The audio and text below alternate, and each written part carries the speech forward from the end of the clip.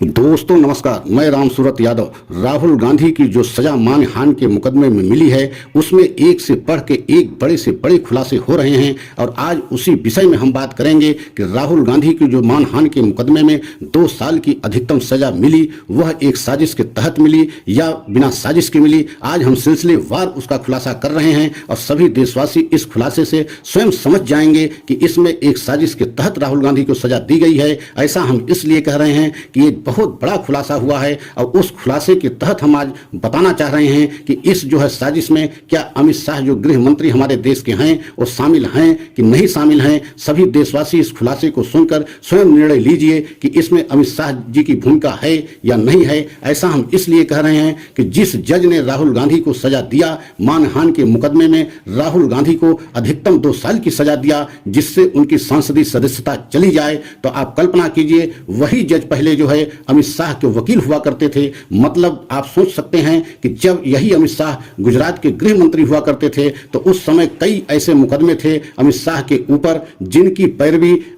पैरवी वही जज करते थे जो जज जो है राहुल गांधी को सजा दिए। मतलब यही जज पहले वकील थे तो वह अमित शाह के सारे मुकदमों की देख रेख करते थे और उनके बाद जो है वही जज जो है वकील जो है जज बनते हैं और वही जज जो है वकील के रूप में पहले थे तो जो है अमित शाह के सारे मुकदमों को देख रेख करते थे। लेकिन जब वह जज बने तो आप कल्पना कीजिए कि राहुल गांधी की इतनी बड़ी सजा उनके द्वारा दी गई कि जिससे उनकी संसदीय सदस्यता चली जाए। और यही नहीं बल्कि उस जज को मतलब जिन्होंने राहुल गांधी को सजा दिया जिनका नाम है हरीश हसमुख भाई वर्मा, मतलब इनको उस कोर्ट में प्रमोशन करके लाया गया क्योंकि इसके पहले वो जुडिशियल मजिस्ट्रेट हुआ करते थे। लेकिन इनका प्रमोशन करके सूरत के उस कोर्ट में लाया गया जहां मुकदमा जो है राहुल गांधी का चल रहा था। तो आप सोच सकते हैं कि इस खुलासे से ऐसा लग रहा है कि कहीं न कहीं इस मामले में अमित शाह जो गृह मंत्री हैं उनकी भी भूमिका हो सकती है। ऐसा हम इसलिए कह रहे हैं कि यही जो है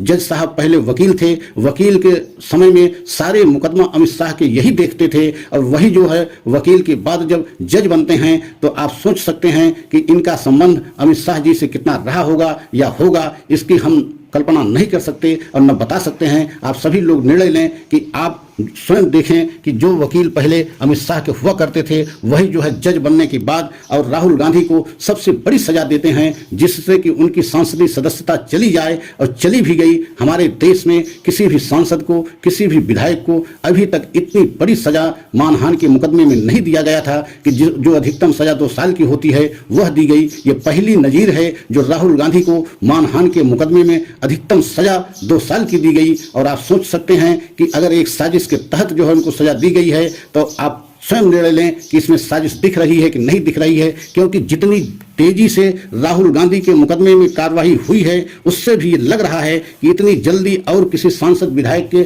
मानहानि के मुकदमे में जो है जल्दबाजी नहीं होती है, लेकिन राहुल गांधी के मुकदमे में इतनी जल्दबाजी क्यों हुई? इसका मतलब कहीं न कहीं कोई इसमें साजिश एवं प्लानिंग है। और हम इसलिए बता रहे हैं कि 2019 में जब राहुल गांधी कोलार कर्नाटक में 13 अप्रैल को भाषण दिया और उसके बाद 3 दिन बाद मतलब 16 अप्रैल को इसमें शिकायत की गई और 2 मई को इसमें मुकदमा कायम किया गया। तो आप कल्पना कीजिए कितनी जल्दबाजी की गई जिसमें कि 3 बार स्वयं जो है राहुल गांधी जाकर के कोर्ट में पेश भी हुए। 16 जुलाई 2019 को पेश हुए, 10 दिसंबर 2019 को पेश हुए और 21 अक्टूबर 2021 को स्वयं राहुल गांधी पेश होकर के कोर्ट को बताया कि हम इसमें किसी प्रकार के दोषी नहीं हैं। लेकिन इसके बाद भी प्रोलेस मोदी जो हैं शिकायतकर्ता मतलब मुकदमा लिखाने वाले, उन्होंने कोर्ट से अपील किया कि हर जो है तारीख पे जो है राहुल गांधी को बुलाया जाए, लेकिन कोर्ट इस पर सहमत नहीं हुआ और राहुल गांधी को हर तारीख पे बुलाने के लिए तैयार नहीं हुआ। तब उसके बाद जो है वही प्रोलेस मोदी हाई कोर्ट जाकर स्टे लेते हैं। लेकिन स्टे तब तक रहता है जब तक जो है हरीश हसमुख भाई वर्मा को उस कोर्ट में प्रमोशन करके नहीं लाया जाता है। और जब उनको प्रमोशन करके लाया जाता है 10 फरवरी 2023 को तो उनको जो है हाई कोर्ट से स्टे प्रोलेस मोदी जाकर हटवाते हैं और 27 फरवरी को पहली सुनवाई होती है मतलब हरीश हसमुख भाई वर्मा द्वारा और 23 मार्च को उसमें सजा मिल जाती है। तो कल्पना कीजिए कितनी तेजी तेजी से, कितनी रफ्तार से जो है राहुल गांधी को सजा दी जाती है, क्योंकि राहुल गांधी जिस तरीके से 7 फरवरी को सदन में मोदी जी से सवाल पूछे थे, बहुत ही तीखे सवाल पूछे थे, खासकर अडानी को लेकर के मोदी जी से सवाल राहुल गांधी ने किया था और कहा था कि एक उद्योगपति को देश की सारी संपत्ति क्यों बेचते चले जा रहे हैं, अगर पूरे देश में केवल एक उद्योगपति का राज हो जाएगा तो देश कैसे चलेगा। मतलब अडानी से संबंधित कई ऐसे तीखे सवाल जो है राहुल गांधी पूछे थे, जिससे पूरी बीजेपी एकदम तिलमिला गई थी। आप कल्पना कीजिए कि उनके सवालों से बीजेपी इतना तिलमिला गई थी कि उनके द्वारा पूछे हुए सवाल को एक तरीके से संसदीय कार्य प्रणाली से निकाल दिया गया। आप कल्पना कीजिए कि उनके द्वारा जो सवाल पूछे गए उससे बीजेपी इतना हैरान परेशान हो गई कि अब किसी भी तरीके से राहुल गांधी को सदन से दूर रखा जाए। और 7 फरवरी के सवाल पूछे गए, 27 फरवरी के उसमें जो है पहली सुनवाई होती है और 23 मार्च को उसमें सजा हो जाती है। आप कल्पना कीजिए कि 1-1.5 महीने के अंदर इतनी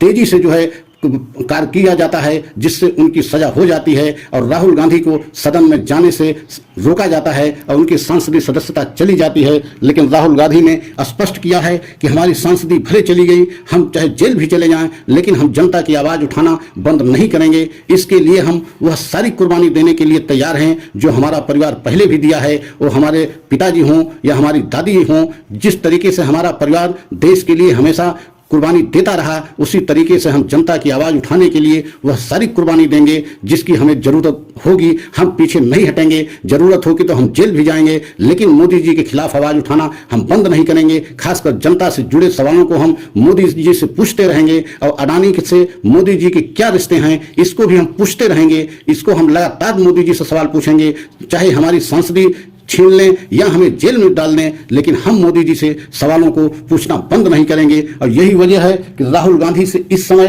बीजेपी एकदम डरी हुई है और खासकर बीजेपी को लग रहा है कि जिस तरीके से राहुल गांधी की लोकप्रियता भारत जोड़ो से बढ़ रही है, जब से भारत जोड़ो यात्रा राहुल गांधी ने किया है तभी से एक अलग राहुल गांधी दिखाई दे रहे हैं और पूरे देश में राहुल गांधी की छवि एकदम बढ़ती जा रही है और कांग्रेस के प्रति भी लोगों का एकदम झुकाव दिखाई पड़ रहा है। और यही वजह है कि मोदी जी और पूरी बीजेपी ये चाह रही है कि किसी तरीके से राहुल गांधी को टारगेट किया जाए, राहुल गांधी को निशाने पर लिया जाए। और यही वजह है कि राहुल गांधी की संसदी निरस्त हुई और अब राहुल गांधी सदन में नहीं जाएंगे। लेकिन राहुल गांधी ने स्पष्ट कहा है कि हम सदन में रहें या न रहें, हम सड़क पर रह करके भी जनता की आवाज उठाते रहेंगे, हम जनता के लिए हर कुर्बानी देने के लिए तैयार हैं। अब इससे बीजेपी एकदम और बिल्कुल तिलमिला गई है कि राहुल गांधी पीछे हटने के लिए तैयार नहीं है। और आप सोच सकते हैं कि आने वाले समय में अगर यही स्थिति रही तो बीजेपी को और मुश्किल का सामना करना पड़ेगा। जिस तरीके से ये बहुत बड़ा खुलासा हुआ कि जिस वकील ने पहले जो है अमित शाह की